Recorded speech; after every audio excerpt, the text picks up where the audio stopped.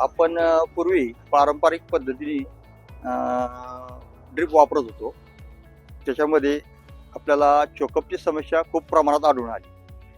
त्याला वेळोवेळी आपण ॲसिड ट्रीटमेंट केल्यानंतरही चोकअपचं प्रमाण पाहिजे अशा प्रमाणात आपल्याला सॉल्व्ह झालं नाही. त्यामुळे आपण लॅटरल बदलावं लागले आपल्या त्यावेळी. त्याच्यामुळे आपली खर्चात वाढ झाली. त्याच्यानंतर आपल्याला ड्रिपटेकची माहिती मिळाली. ड्रिपटेकची माहिती मिळाल्यानंतर आपण ड्रिपटेकचं लेझर ड्रिप आपण आपल्या शेतामध्ये लावून घेतलं. तर त्याच्यामध्ये आपल्याला चोकअपची समस्या खूप कमी प्रमाणात आढळून आली. त्याच्यापासून आपला फायदा पण खूप प्रमाणात झाला.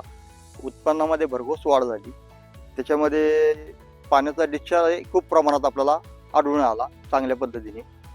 तर वेळ आणि पैसा या दोन्ही गोष्टीची बचत झाली.